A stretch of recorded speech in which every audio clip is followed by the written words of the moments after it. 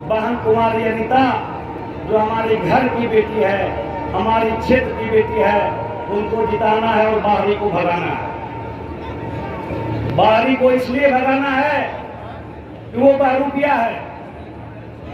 वो बहरूपिया 10 वर्षों से हमारे ऊपर सामंतवादी विचारधारा से राज कर रहे हैं। यहाँ के वो पूर्व में भी सांसद रहे थे बेगूसराय से, तो लखीसराय से वो 15 साल से सांसद हैं। मगर उनका जो कार्यकलाप रहा है, अभी जो माहौल और वातावरण पूरे लोकसभा में है, वो एक डर का माहौल है। हम जिस प्रतिनिधि को जिताकर भेजे हैं, जिस प्रतिनिधि को हम अपना प्रतिनिधि गांव का, पंचायत का मुखिया चुनते हैं, आज उनको वो डराने का काम कर रहे हैं। वो अपने घर में छुपे हुए हैं। अभी अधिकांश 95% मुखिया ये जो हमारे जनप्रतिनिधि हैं, उनको वो कह रहे हैं कि अगर ये चुनाव खत्म हो गया तो हम सभी का योजना का जांच करवाएंगे। तो आप 15 सालों में क्या कर रहे थे? आप 15 सालों से योजना का जांच क्यों नहीं करवा रहे थे?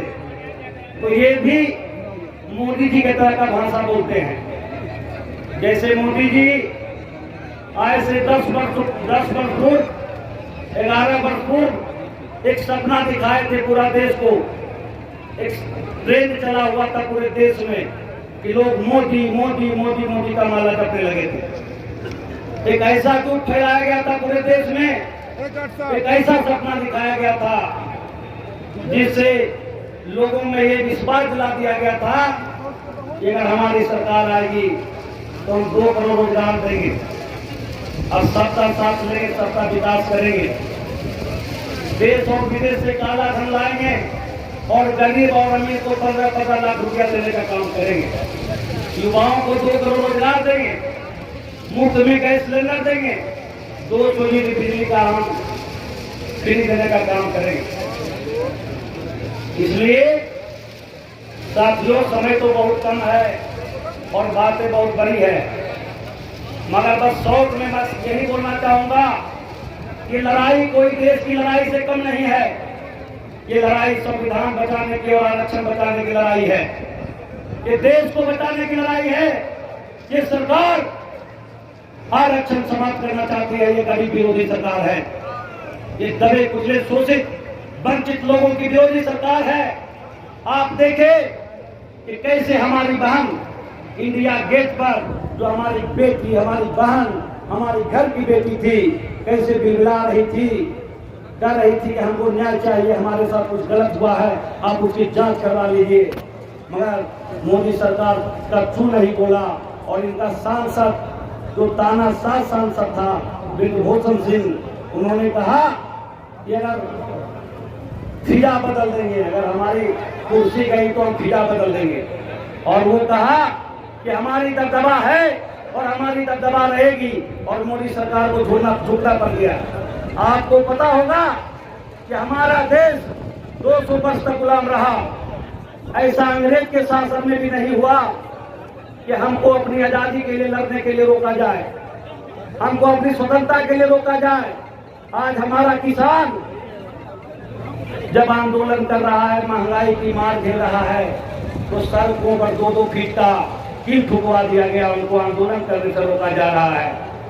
आज देश की इतनी बदतर स्थिति हो गई, पेट्रोल डीजल 100 पार हो गया, गैस का कनेक्शन 1200 रुपया पार हो गया। इतनी कमर तोड़ महंगाई है, हर तरफ महंगाई है। युवा ठगा महसूस कर रहे हैं हर जगह। आप साथी शांति बना के रहें भाइयों।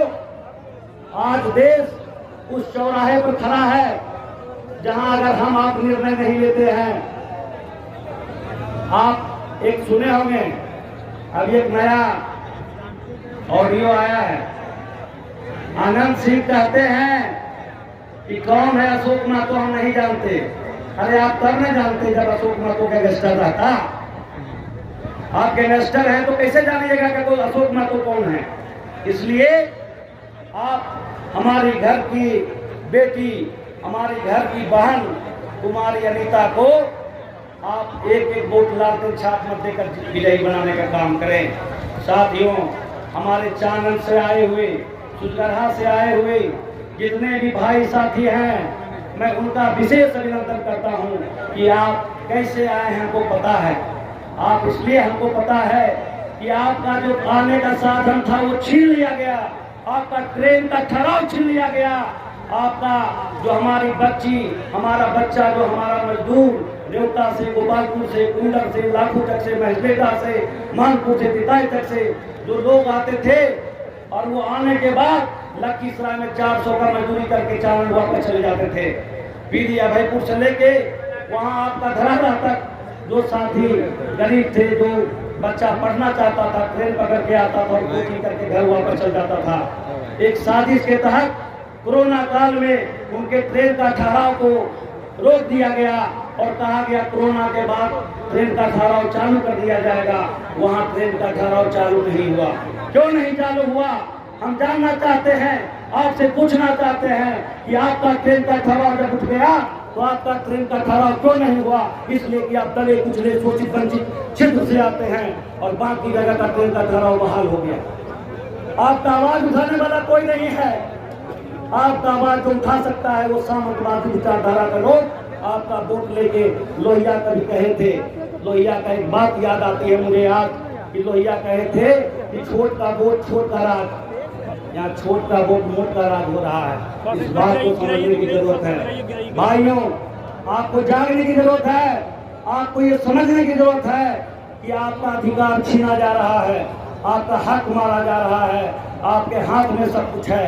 हम एक जगह और बोले थे, वो काफी वायरल है। हमने कहा था कि बिहार सरकार जातीय जनगणना कराने का काम किया जिसमें 600 करोड़ खर्च आई है, और यही मोदी सरकार जो जातीय जनगणना का विरोध कर रहा था उसके खिलाफ में मनोवादी और सामंतवादी विचारधारा के लोग हाई कोर्ट चले गए थे। जब हाई कोर्ट ने डिसीजन दिया कि नहीं, गरीबों के मसीहा लालू प्रसाद यादव जी ठीक बोल रहे हैं कि देश में जिसकी आबादी है वो उतनी जो है उसको हिस्सेदारी मिलनी चाहिए। हमने कहा था कि मुंगेर लोकसभा का जो प्रत्याशी होना चाहिए, जिसकी आबादी है उसकी प्रत्याशी होनी चाहिए। मुंगेर लोकसभा में हमारी यादव समाज की उतनी आबादी नहीं है कि हम यहाँ का सांसद हो सकते हैं, क्योंकि राजनीतिक में एक जाति का होना भी बहुत इम्पोर्टेंट होता है, इसलिए हमारी उतनी जाति नहीं है। साथ ही भूमिहार भाई का भी उतनी जाति नहीं है कि वो यहाँ का सांसद हो सकते हैं। न राजपूत भाई का है, न बिंद भाई का, न और किसी का है। मगर भानु समाज का इस क्षेत्र में 5 लाख वोट है, वो यहाँ का सांसद हो सकते हैं, मगर उनके वोट को लेकर आपको ठगा जा रहा है। आपके वोट पर एक सामंतवादी विचारधारा के लोग जो है आप कब्जा किए हुए हैं। और आप विशेष क्या बोलना है, और भी वक्ता है बोलेंगे, बोलने का तो बोलते रहेंगे तो दिन भर शब्द कम नहीं होगा। ये ऐसी सरकार देश को ठगने का काम किया है।